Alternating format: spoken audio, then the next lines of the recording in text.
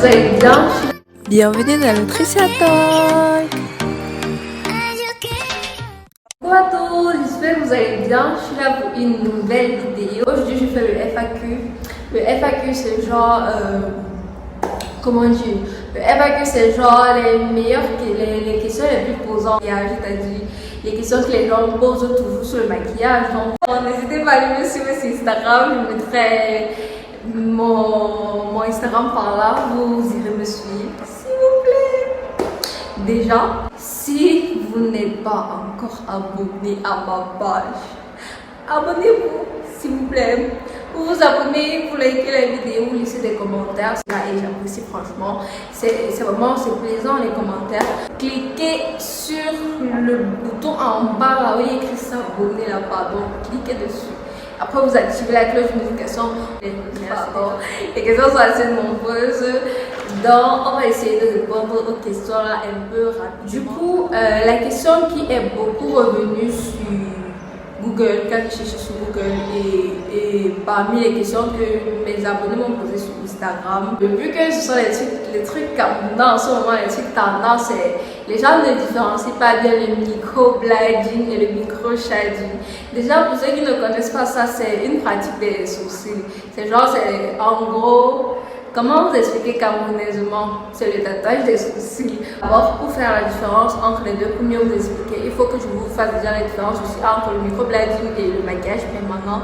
C'est aussi une question qui est beaucoup revenue. Déjà, la différence principale, c'est en fonction de la durée. Le maquillage permanent dure entre 2 et 5 ans. Par contre, le microblading, ça n'excède pas 2 ans. Genre, le maquillage permanent, c'est fait par un dermographe. Et c'est bien, c'est vraiment un pro de ça. Il fait ça avec des petites aiguilles et tout et tout. Pour le maquillage permanent, la particularité, c'est quand on remplit vraiment bien de sourcils. Genre, on remplit tout. Ça fait vraiment un sourcil, genre...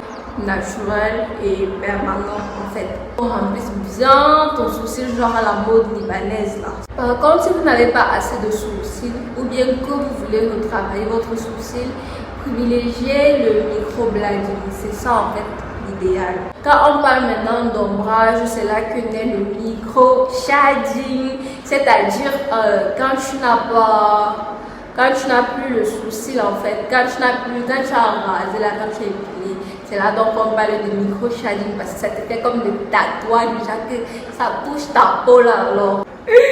J'ai testé le truc à travers ma mère en fait quand c'est sorti du rêve. Elle a fait le micro-blading et le micro-shading. Genre comme elle avait les sourcils épilés, genre elle fait partie des gens qui épilent carrément la queue du sourcil. Genre elle épile la queue du sourcil et l'autre reste droit comme ça. Du coup on a fait le micro-blading sur la partie qui était en ligne et on a fait le micro-shading pour faire la queue. Elle a dit que ça faisait mal. Ça c'est en fait la question phare de la vidéo. Du coup il a fallu que je m'implique vraiment à expliquer et essayer de la différence de comment mettre du fond de teint ou bien comment choisir le fond de teint.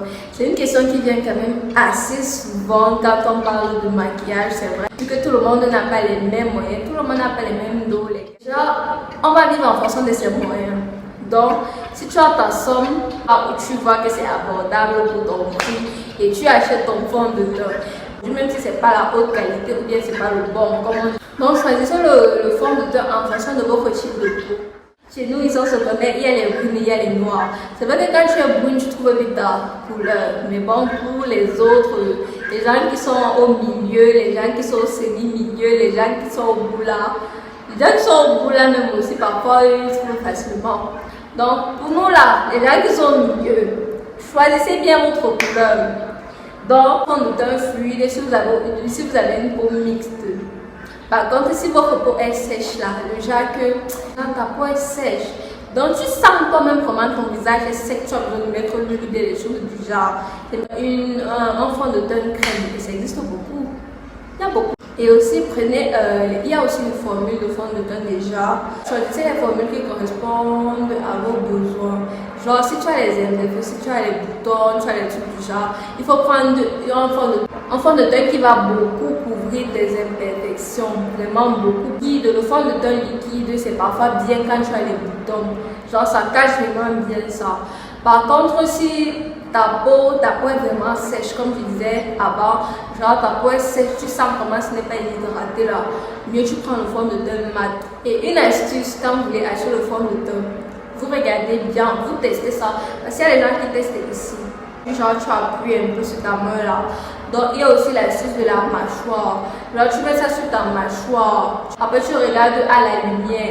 Parce que la main là, parfois chez nous, si tu travailles mal, ta peau, ta main n'a plus la même couleur que ton visage. Donc, mieux essayer la mâchoire, c'est mieux. Là, tu es sûr que tu ne vas pas te tromper. Est-il obligé de s'hydrater avant de se maquiller? Toujours. L'hydratation, c'est essentiel. Donc, l'hydratation, c'est essentiel pour le visage.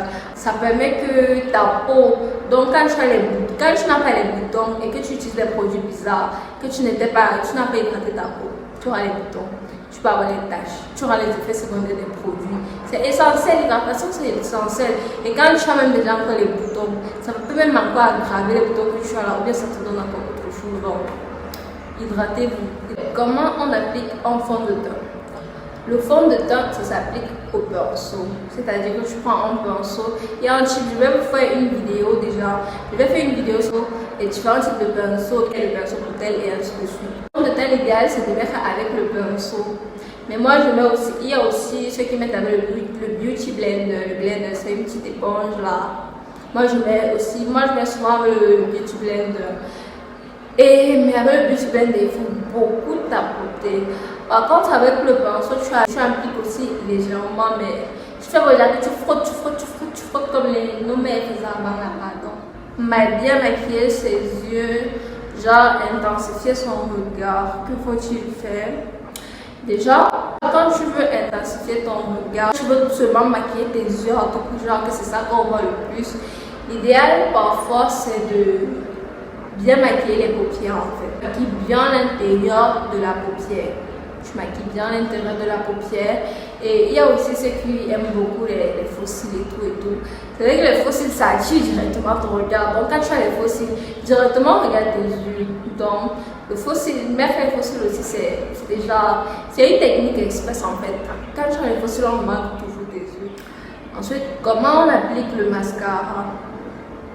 Le mascara, déjà, on applique ça en couche épaisse. Moi, j'ai ma petite technique, c'est-à-dire, je mets d'abord comme ça en bas, ensuite je relève le tout. C'est-à-dire, ça rend mes sourcils encore plus longs. Qu'est-ce que le highlight et à quoi ça sert? L'highlight, je ne sais pas si ça se voit là, mais bon, il y a des parties de mon visage là maintenant qui sont lumineuses. Je crois que là, et mon nez. Et c'est pour ça que je me suivais sur Instagram depuis un temps là, depuis que j'ai découvert le contouring. Je fais beaucoup de maquillage avec le highlight et tout, donc c'est un peu ça. Genre, ce sont les zones qui brillent là. Le highlight, c'est une sorte de poudre lumière en fait. C'est pour apporter de la lumière sur certaines zones du visage. Comment faire un dégradé de fard? Les fards à paupières déjà. Pour toutes les questions qui concernent le maquillage des yeux et avec les fards à paupières, je vais vous faire un tuto spécial sur comment mettre du fard à paupières. L'anti-cerne avant ou après le teint. Cette question, je vais m'excuser chez beaucoup de personnes parce que moi déjà, j'ai pas de cerne. Je n'ai que 18 ans, donc je n'ai pas beaucoup de cerne en fait. Quelle poudre choisir? La poudre en fait c'est aussi, on va dire, la poudre ça rejoint aussi le fond de teint, parfois plus en fonction de la couleur de peau. Donc il arrive que certaines personnes prennent la poudre un ton au-dessus ou un ton au-dessous. Comment choisir une couleur rouge à lèvres? Le rouge à lèvres en fait c'est parfois selon nos envies. C'est vrai que le maquillage nude là maintenant nous impose maintenant de faire la paupière et la bouche ensemble, mais le rouge à lèvres c'est plus quand on prend le rouge à lèvres genre mat et tout. Le rouge à lèvres c'est plus en fonction de ton maquillage. Quand tu n'as pas accentué les yeux, c'est bien d'avoir une bouche rouge genre femme fatale et tout. Et il y a aussi les autres couleurs que vous pouvez intensifier, mais moi j'ai une préférence pour les glosses en ce moment. Le gloss ça donne avec tous les maquillages des yeux en fait, donc j'ai une préférence pour les glosses. Bon, rouge à lèvres mat ou rouge à lèvres irisé. La tendance c'est le rouge à lèvres mat. Le rouge à lèvres aiguisé, ça fait grand-mère, gars. Ça fait un genre. Je ne sais même pas qui a posé la question là, mais bon, les questions sont les bienvenues. Le rouge à lèvres mat, gars. Le rouge à lèvres aiguisé, là, c'est le rouge à lèvres d'avant. Le rouge à lèvres qui brille avec les paillettes dessus là, gars. C'est démodé. Vous pouvez mieux le rouge à lèvres mat.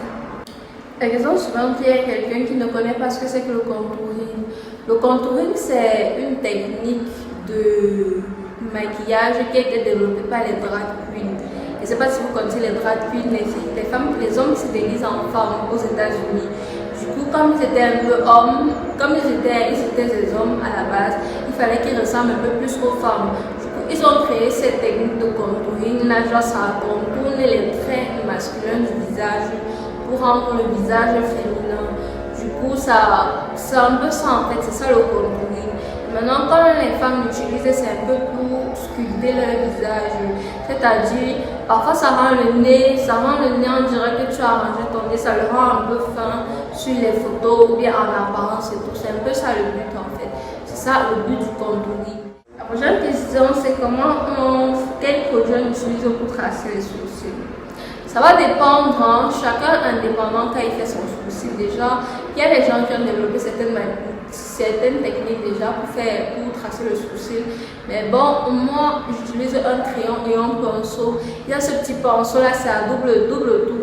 De ce côté, il y a une sorte de brosse qui balaie et de l'autre côté, un peu comme la brosse à dents, et il y a de l'autre côté, c'est un peu comme un peigne et c'est collé. Genre, quand j'étais pas pro pour tracer mon sourcil, j'utilisais aussi le concealer. Qu'est-ce que le maquillage nul? Le maquillage nul, c'est quand le maquillage nul, en fait, c'est une création des sorcières. Tu te maquilles, tu es maquillée. Donc, tu es maquillée, mais tu ne parais pas trop maquillée, en fait. C'est un maquillage qui utilise les teintes nudes, d'où le nom, le make-up nude.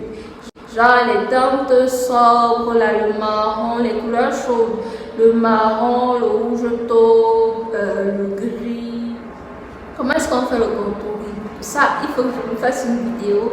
Comment faire le contouring? Je vais faire une vidéo sur ça déjà, parce qu'on va expliquer ça là maintenant. Il faut toute une vidéo entière avec toutes les petites étapes. Comment fait-on pour doubler,